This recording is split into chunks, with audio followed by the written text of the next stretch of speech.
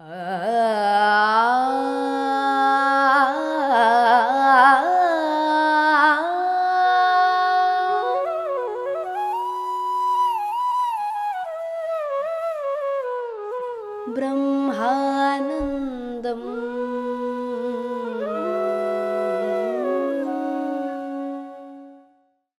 नमस्कार दोस्तों, ब्रह्मानंदम शो में एक बार फिर हार्दिक स्वागत करती हूँ। A thousand seeds of joy Anand Karnish ji द्वारा रचित एक अद्भुत किताब, इसमें से हम आपस में विवेक बांट रहे हैं। दोस्तों, हम जिस अध्याय के जरिए गुजर रहे हैं उसका नाम है दुख से आनंद तक। दुख से सुख तक यहाँ पर नहीं बोला है दोस्तों, यहाँ पर बोला है दुखों से आनंद तक। तो आइए हम इस अध्याय को कंटिन्यू करते हैं जो हमने पिछले एपिसोड में प्रारंभ किया था।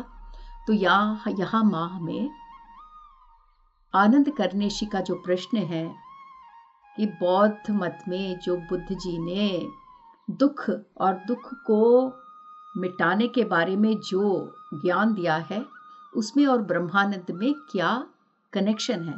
तो माँ हमें समझा रही है कि बुद्ध ने दुख के बारे में इतना कुछ इसलिए कहा क्योंकि जो हमारा मन है वो हमेशा दुख से बचने का, उससे भागने का, उससे दूर रहने की कोशिश करता रहता है। और जो भी दुख हमारे जिंदगी में है, हम सोच रहे हैं, जब हम उससे भागने का प्रयत्न करते हैं तो इसका मतलब है हम वर्तमान क्षण से भागने का प्रयत्न कर रहे हैं, क्योंकि वो दुख हमें इस वर्तमान क्षण में मिल रहा है। तो जब हम वर्तमान क्षण से भागने का प्रयत्न करते हैं, इसका मतलब हम डाइवर्शंस अपने जिंदगी में दूसरी चीजों के लिए उसको पाने की कोशिश कर रहे हैं, उसकी वांछा कर रहे हैं। और जब हम चीजों की वांछा करना शुरू करते हैं, क्यों हम चीजों की वांछा करना शुरू कर रहे हैं? क्योंकि हम दुख से दूर भागना चाहते हैं। और दुख से दूर भागने का हमारे लिए एक ही उपाय ये है कि हम अच्छी चीजों के बारे में सोचें जो हमारे जिंदगी में नहीं है। हमारी जिंदगी इसी प्रकार है, हम उन चीजों के बारे में सोचते रहते हैं। पर वो चीजें जो हमारी इच्छाएं हैं, जब हमें नहीं प्राप्त होती तो उससे हमें और भी दुख प्राप्त होता है। और इस प्रकार एक बाधा दूसरी बाधा को, एक दुख दूसरे दुख को हमारे जिंदगी में एक के बाद एक लेकर आते हुए, इन सब दुखों के कारण जो हमारा आनंद से भरा हुआ नेचर है, हमारी प्रवृत्ति ही आनंद भरी है, वो बिल्कुल कहीं छुप जाती है, कहीं लुप्त हो जाती है। क्यों? क्योंकि हमने इस वर्तमान क्षण से दूर रहने की हर कोशिश की है। किस प्रकार? जो हो रहा है उसको हम नहीं अपना रहे हैं। हम ऐसी चीजों की वांछा रखते हैं जो हमारी जिंदगी में नहीं है। और जब वो चीजें हमारी जिंदगी में नहीं आती तो हमारी जिंदगी और भी दुख भरी हो जाती है। तो यहाँ पर माँ कहती है, इन दुखों के कारण हम अपना आनंद भरा रूप नहीं देख पा रहे हैं। तो माँ यहाँ बता रही है कि दुख के बारे में बार बार बताकर बुद्ध जी ने अपने शिष्यों को ये प्रोत्साहन दिया है कि जब तुम्हारे जिंदगी में दुख का क्षण आता है तो वर्तमान में रहो, वहां से भागने की कोशिश नहीं करो। तो बुद्ध जी के जो टीचिंग्स है दुख के बारे में, उसका मूल सारांश ये है कि वर्तमान में रहो, उस वर्तमान क्षण से भागने की कोशिश न करो। जब तुम वर्तमान क्षण में रहकर उस क्षण का सामना करते हो तो जितना कुछ हमारे मन में प्रतिरोध रहता है, प्रतिरोध मतलब रेजिस्टेंस, कि हम ये दुख नहीं झेलना चाहते, हम यहाँ से भागना चाहते हैं, ये सब हमारा अहम करता है। तो जब हम अपने आप को वर्तमान क्षण में रहने के लिए तैयार कर देते हैं तो जो हमारा अहम है, जो प्रतिरोध कर रहा है इस वर्तमान क्षण का, वो हमारे दुख में पिघल जाता है। इसका मतलब ये है कि अब हमारे जिंदगी में जो भी दुख भरा क्षण है दोस्तों, हम उसका प्रतिरोध न करें, उससे भागने की कोशिश न करें, बल्कि उस क्षण में जब हम रहने का ठान लेते हैं तो उस क्षण में जो बाधा हमें होती है वो उस वर्तमान क्षण में पिघल जाती है। माँ कहती है कि ये ज्ञात रहे कि ये जो ब्रह्मानंद है जिसके बारे में हम बात कर रहे हैं वो हमेशा से मौजूद है। जब ये तुम दुख के बारे में बात कर रहे हो उससे पहले भी ब्रह्मानंद था, और जब तुम्हारा दुख भाग जाएगा उसके बाद भी ब्रह्मानंद मौजूद रहेगा। तो ये जो ब्रह्मानंद है वो आदि और अनंत है। ये दुख तो बीच बीच में आया है तुम्हारे मनुष्य के जिंदगी में और चला जाएगा, पर ये जो ब्रह्मानंद है वो हमेशा था, है और रहेगा। माँ कहती है कि बुद्ध जी ने ये समझाने की कोशिश की है कि ये जो दुख है उसका एक आरंभ होता है, उसका एक अंत भी होता है, पर ब्रह्मानंद का कोई प्रारंभ कोई अंत नहीं होता।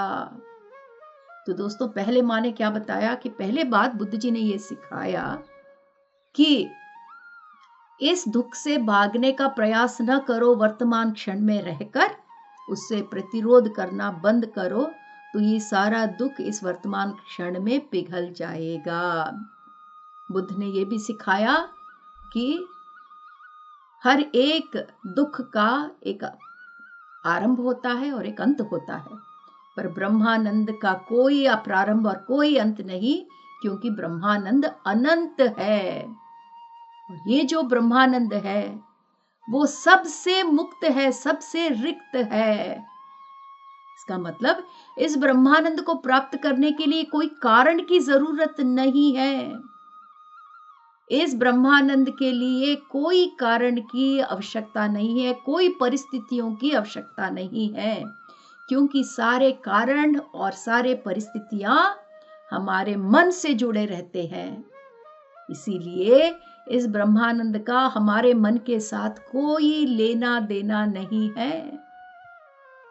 तो दुख से फिर हम किस प्रकार इस ब्रह्मानंद में जा सकते हैं? क्योंकि जो भी दुख है वो हमारे मन का खेल है, वो हमारे अहम का खेल है। तो जब हम वर्तमान क्षण में रहकर अपने दुख का उस वर्तमान क्षण में अनुभव करते हैं तो हमारे दुख उस वर्तमान क्षण में पिघल जाते हैं। और वर्तमान क्षण में पिघलने का मतलब हम अपने मन को भी मिटा रहे हैं। जहां पर मन से कोई लेन देन नहीं, वहां हमेशा ब्रह्मानंद की प्राप्ति होती है, ब्रह्मानंद तक पहुंचने का रास्ता होता है। तो आनंद कर्णेश जी यहां पर माँ से पूछ रहे हैं, तो माँ, अपने आप को खाली करके क्या हम ब्रह्मानंद तक रास्ता ढूंढ सकते हैं? क्या वही एकमात्र रास्ता है ब्रह्मानंद तक पहुंचने का, अपने आप को शून्य करके? माँ कहती है, हाँ बेटा। दोस्तों, ये बहुत ही इंपॉर्टेंट टॉपिक है। हम इस किताब में, हम इस शो में ब्रह्मानंद के बारे में हर एपिसोड में निरंतर डिस्कस कर रहे हैं। अब इस प्रश्न पर आकर ये सारा डिस्कशन रुक रहा है, क्योंकि आनंद कर्णेश जी एक वाक्य में माँ से पूछ रहे हैं कि माँ, अपने आप को खाली करके, अपने आप को रिक्त करके क्या हम ब्रह्मानंद तक पहुंच सकते हैं? और माँ कह रही है, हाँ, अपने आप को रिक्त करके ब्रह्मानंद तक पहुंच सकते हो। और अगर ब्रह्मानंद को जगा सकते हो तो वो भी अपने आप को रिक्त करने का एक मार्ग है। तो आप या तो अपने आप को शून्य करके ब्रह्मानंद तक पहुंच सकते हो, या ब्रह्मानंद की जागृति से अपने आप को शून्य कर सकते हो। एक ही बात है। माँ कहती है ये रास्ता दोनों तरफ जाता है। जैसे जैसे हम अपने आप को खाली करते हैं, अपने आप को रिक्त करते हैं, किससे? सारे भौतिक चीजों से, सारे सोचों से, सारे मनोभावनाओं से, अहम से जब अपने आप को रिक्त करते हैं तो हम इस सृष्टि का हृदय बन जाते हैं। सृष्टि का हृदय बनना मतलब हम सृष्टि का मध्य बिंदु बन जाते हैं। मध्य बिंदु का मतलब क्या है दोस्तों? मध्य बिंदु वो बिंदु है जहां से सारी सृष्टि उद्भव हुई है। हम अपने आप को उस सृष्टि के उद्भव पॉइंट को पाते हैं। क्या अद्भुत विवरण है दोस्तों। तो यहां पर एक ही है कि अपने आप को रिक्त करना है। जब हम अपने आप को खाली करते हैं तो उस सृष्टि के साथ एक हो जाते हैं और हम ही सृष्टि हो जाते हैं। हम हमेशा कहते हैं कि we create our own reality, और तब हम महसूस करते हैं कि किस प्रकार हम इस रियलिटी को क्रिएट कर रहे हैं, क्योंकि हम उस सृष्टि का मध्य बिंदु बन जाते हैं। तो देखिए, अपने आप को खाली करके, अपने आप को शून्य करके हम सृष्टि का मध्य बिंदु बन गए हैं, जहां से सब कुछ उद्भव हो रहा है, जहां से सब कुछ बन रहा है। इसका मतलब मां कहती है कि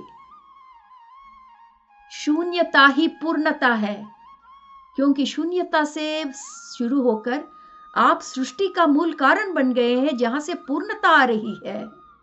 तो ये हमारा स्वभाव है दोस्तों, ये हमारी प्रवृत्ति है। शून्यता हमारी प्रवृत्ति है जो पूर्णता का कारण है। इसीलिए आप शून्यता कहो या पूर्णता कहो, दोनों चीजें एक ही है और ये हमारा नेचर है। मां कहती है कि ये एक महान विज्ञान है, महान ज्ञान है जो यहाँ पर हम एक दूसरे से बांट रहे हैं।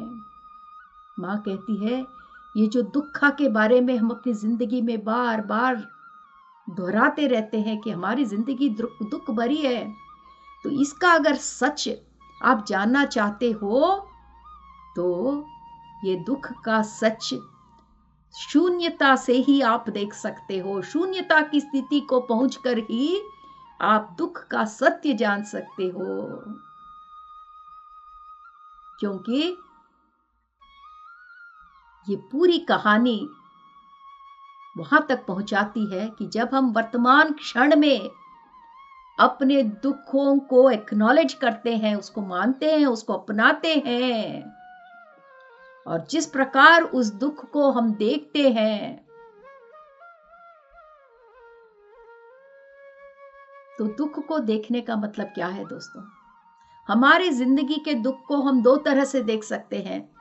एक, हमारे मन को उपयोग करके, या फिर अपने मन से अतीत जाकर। यही दो चीजें हैं। या तो हम इस दुख को अपने मन से देखकर उसको कोई भी रूप दे सकते हैं, क्योंकि हमारा मन सोचों से भरा हुआ है। तो इस दुख की सच्चाई को जानने का हमारे पास दो तरीका है। मन से देखकर हमारे मन को जो कहानियां भाती हैं, उस कहानियों में उसको रंग देकर उसका रूप और भी हम भयंकर कर सकते हैं। या फिर इस मन से अतीत जाकर शून्यता से इस दुख को देख सकते हैं। मां कहती है जब मन से हम अपने दुख को देखते हैं तो हमारा दुख बढ़ता है। क्यों? क्योंकि इससे पहले भी मां ने हमें बताया, क्योंकि जब मन इस दुख को देखता है तो उससे भागने की कोशिश करता है। कहां भागने की कोशिश करता है? वो दुख को सुख से रिप्लेस करना चाहता है, दुख की जगह सुख से भरना चाहता है। और जब तुम चाहते हो तो तुम्हारे मन में इच्छाएं चाहें भरती जाती हैं, और जब वो इच्छाएं चाहें नहीं पूर्ण होती, वो भी दुख का कारण बन जाती हैं। तो एक दुख से भागने के लिए मन ने दूसरे दुख का सहारा लिया है।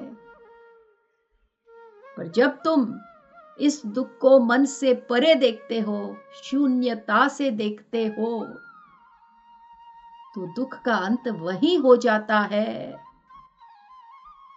किस प्रकार? जिस प्रकार वो वृक्ष जिसके जड़ें उखाड़ रहे थे, उस समय जिस तरीके से उस वृक्ष ने अपने जड़ें उखाड़ने की क्रिया को देखा कि मेरा अंत यहां नहीं है, मैं तो नित्य हूं, परमानेंट हूं, मेरा अस्तित्व तो परमानेंट है, मेरी जड़ें उखाड़ने से मेरा अस्तित्व थोड़ी खत्म हो जाता है।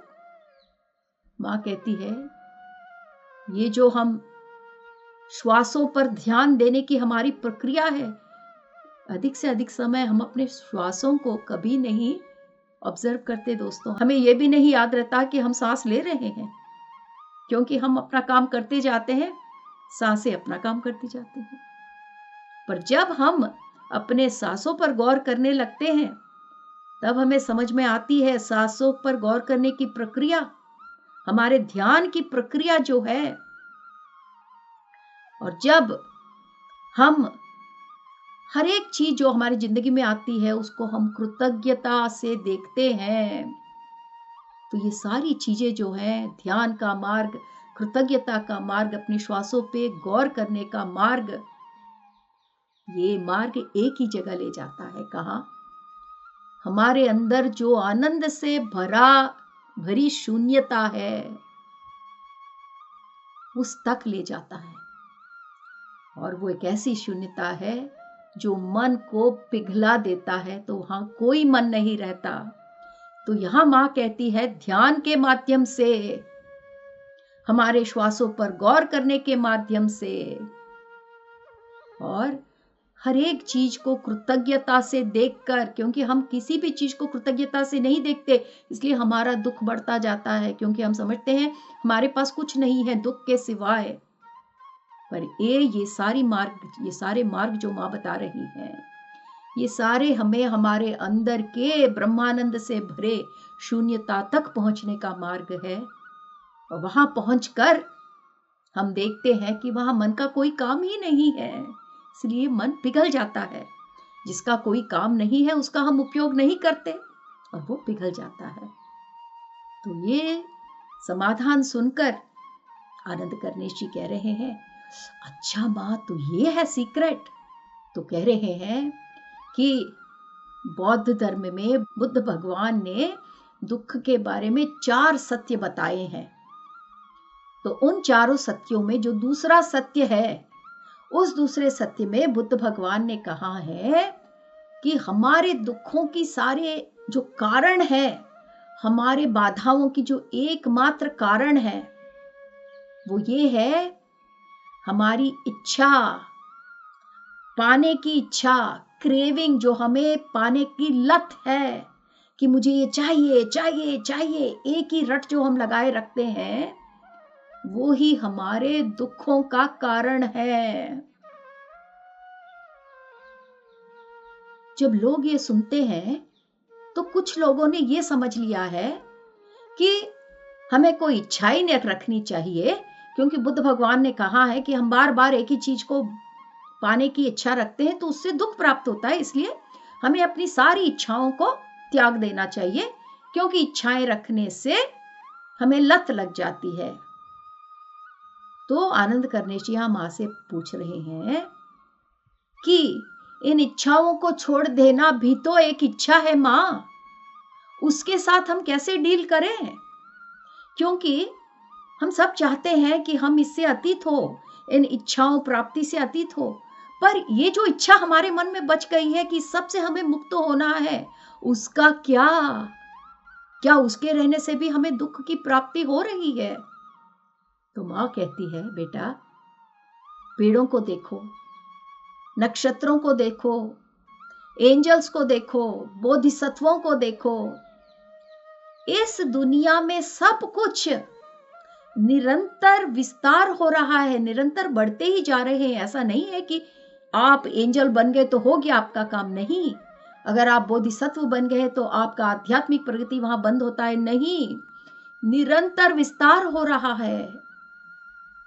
मां कहती है हम जो दिव्य आत्माएं हैं, हम भी निरंतर बढ़ रहे हैं, प्रगति कर रहे हैं। किस प्रकार? हमारे इच्छा के माध्यम से। कौन सी इच्छा? क्योंकि हम इन लोकों को हील करना चाहते हैं। इतने लोक हैं, जो लोकों में लोक हैं, इन सब को हम हील करना चाहते हैं, और इस इच्छा के कारण हम हमेशा बढ़ते जा रहे हैं। इच्छाएं जो है प्रगति का मार्ग है। क्योंकि जब इच्छा होती है तो हम कुछ करने का प्रयास करते हैं। तो इच्छा होना कोई बुरी बात नहीं है, पर उस इच्छाओं से जो हमारी अटैचमेंट है, जिसके कारण हमें क्रेविंग होती है, वो हमारे दुख का कारण है। तो इस वाक्य को हम जरा समझने का प्रयत्न करें दोस्तों, कि ख्वाहिश होना कोई बुरी बात नहीं है। माँ कहती है, अगर आपके पास कोई इच्छा है, अगर आप चाहते हो कि आपको लैपटॉप चाहिए, तो उसमें कोई बुरी बात नहीं है। पर अटैचमेंट, उस इच्छा से अटैचमेंट, आप सोते हुए जागते हुए बस एक ही बात सोच रहे हो कि मुझे लैपटॉप चाहिए, मेरे पास नहीं है, मुझे लैपटॉप चाहिए, और इसको अपनी जिंदगी बना रहे हो, जिसे अंग्रेजी में कहते हैं क्रेविंग या फिर लत, इच्छा की लत। ये है दुख का कारण। तो आज हम हमेशा सुनते हैं दोस्तों कि आध्यात्मिकता के मार्ग में जाते हुए हमें अपनी इच्छाएं त्याग देनी चाहिए। यहाँ पर माँ इतनी सुंदरता से कह रही है कि बिना कोई ख्वाहिश के आप ग्रो ही नहीं हो सकते हो, आप बढ़ ही नहीं सकते हो। तो इच्छा होना कोई गलत बात नहीं है, क्योंकि हम दिव्य आत्माएं भी इच्छा रखती हैं। हम हील करना चाहते हैं इन लोगों को जहां पर बाधा है, दुख है। तो यहाँ इच्छाओं से प्रॉब्लम नहीं है। इच्छाओं से जो अटैचमेंट बना रखा है हमने, लत जो लग गई है, वो हमारे दुखों का कारण है। तो आनंद करनेशी माँ से पूछ रहे हैं, माँ इसका क्या मतलब हुआ कि आपने कहा इच्छा कोई गलत बात नहीं है, पर इच्छाओं से जो हमारा अटैचमेंट है, जो इच्छा है उसके बारे में जो हमारी सोच है, उससे अटैचमेंट, क्या वो एक ख्वाहिश नहीं है? मुझे तो वो भी एक ख्वाहिश लग रही है माँ, क्या उसमें क्या अंतर है? तो माँ कहती है कि बेटा, जो इच्छा है वो एक सोच है। जैसे कि हमारे मन में एक फीलिंग उठती है, आज हमें अच्छा लग रहा है, आज हमें बुरा लग रहा है, आज हमें ऐसा लग रहा है, आज हमें वैसा लग रहा है, कोई गलत बात नहीं है। इसी प्रकार अगर हमारी जिंदगी में हमें कोई इच्छा उठी कि मैं आइसक्रीम खाना चाहता हूं, वहां तक ठीक है, ये सिर्फ एक सोच है। पर लत तभी लगती है जब एक सोच के बाद एक सोच के बाद दूसरी सोच के बाद तीसरी सोच, इस आइसक्रीम के बारे में एक सोच, 1000 सोच हमारे मन को भर देता है, तब हम कहते हैं इसको लत। तब ये इच्छा से बढ़कर लत बन जाती है। इसे अंग्रेजी में कहते हैं क्रेविंग। तो इच्छा से भागने की आवश्यकता नहीं है। इस इच्छाओं के कारण जो हमारे 1000 सोच बन गए हैं हमारे दिमाग में, उससे हमें अपने आप को मुक्त करना है। और इसे हम तभी मुक्त हो सकते हैं जब हम अपने आप में थोड़ी जगह बना सके, क्योंकि हमने अपने मन में, अपने आप में इतनी भीड़ बना दी है। कौन सी भीड़? इच्छा से उत्पन्न हुए सोचों की भीड़। अगर इसमें से मुक्त होना है, इस भीड़ से मुक्त होना है, थोड़ी जगह बनानी पड़ेगी, थोड़ी शून्यता बनानी पड़ेगी। और ये हम ध्यान से कर सकते हैं, श्वासों पे ध्यान करके कर सकते हैं। माँ हमें मार्ग पे बता रही है।